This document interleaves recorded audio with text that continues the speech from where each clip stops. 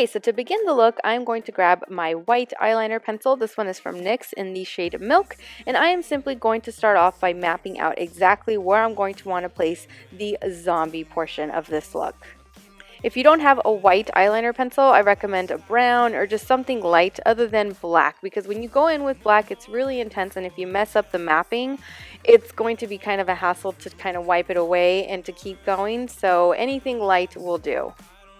Okay, so now that I have everything mapped out, or for the most part just mapped out exactly where I'm going to want to place the zombie look and where I want it to finish, I'm going to work on the beauty portion. So starting off with the brows and then moving on. So I'm going to be really subtle with the eyes. I'm going to start off with some primer, and then I'm going to go in with some really light warm tones because I don't want the beauty side to overpower the focal point, which is going to be the zombie look. So I want the beauty side to just be really, nice and pretty and subtle. Of course, no beauty look is complete without adding some liner. This one here, I believe, is my Inglot 77 gel liner. So just applying a nice wing onto the eye and then moving on to the face, color correcting my dark circles before moving on to foundation. So just simply applying the foundation with my clean fingers and then blending it out using my damp beauty blender. If you have any questions on any of the products that I will be using throughout this entire tutorial, they will be down in the description bar below. And then of course I want to conceal that side, so making sure that I conceal the under eye area on my right side, blending it out using my damp beauty blender, and then just setting everything in place with some loose powder.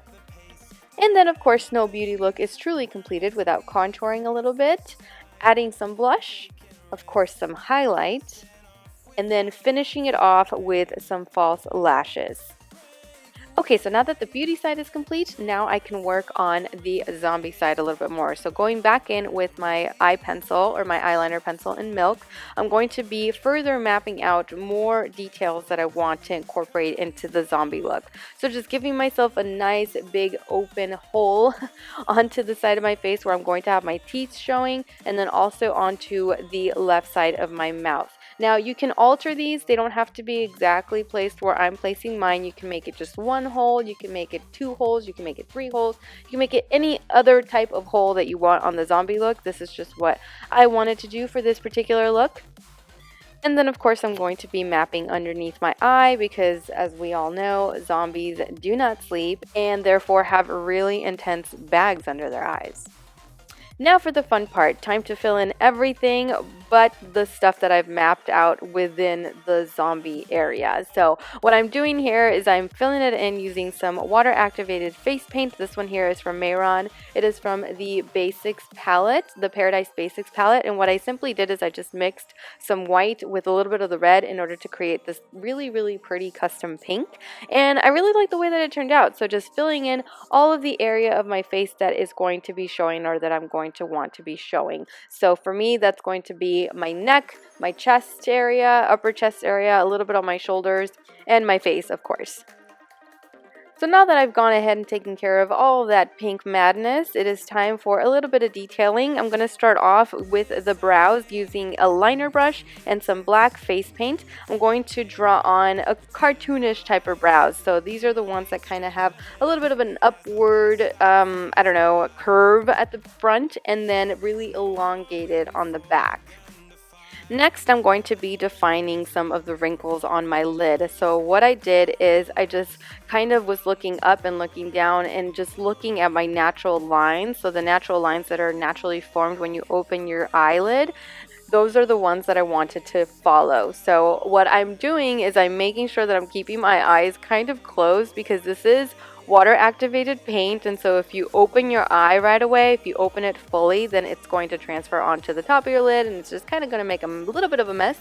So I did learn that lesson once, and now that is why I'm just simply keeping my eye kind of halfway closed so that everything can dry before I fully open my eyelid.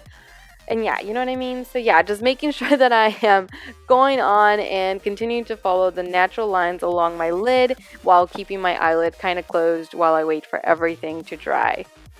And I wanted to keep the zombie look a little bit girly, so I went ahead and I added a winged line onto the left side of my face. Next, of course, came the under eye area. So here I am just filling it in with a purple.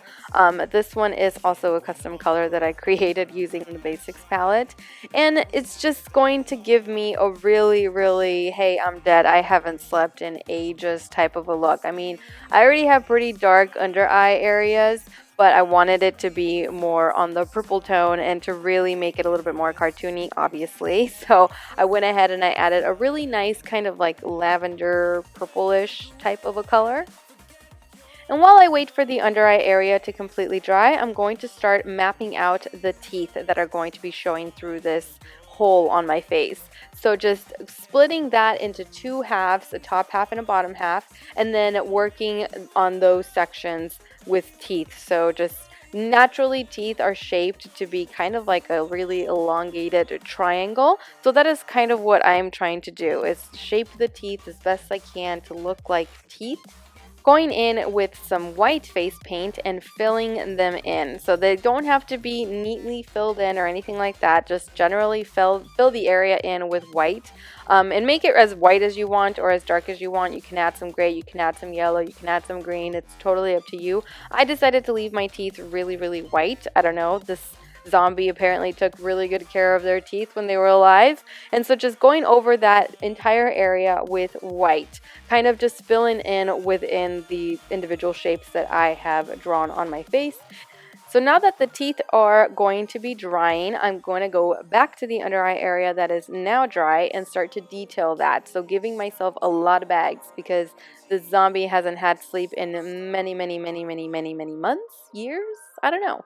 But the way that I'm doing this is that I'm going to be tilting my head up and then tilting my head down in order to follow the natural lines that are underneath my eye. So if you do that, if you tilt your head up and then you tilt it down and you're looking in a mirror, you'll see exactly what lines form underneath your eye. I mean, unless you're like, really perfect and you don't have any lines, then you're just going to have to kind of make them up. But if you're anything like me, you have a lot of lines to work with, so that is what I'm following.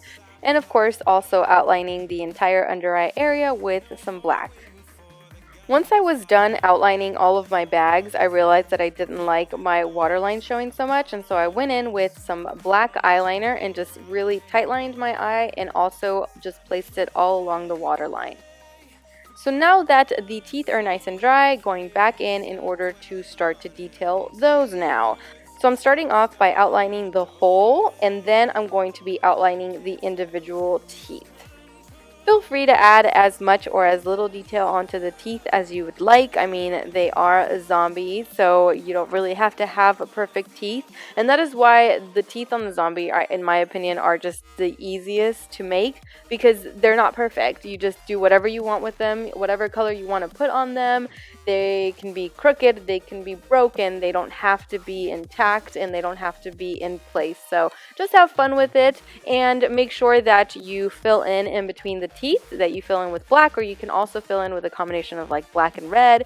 Definitely up to you, just to resemble gum area or like that part of the fleshy area.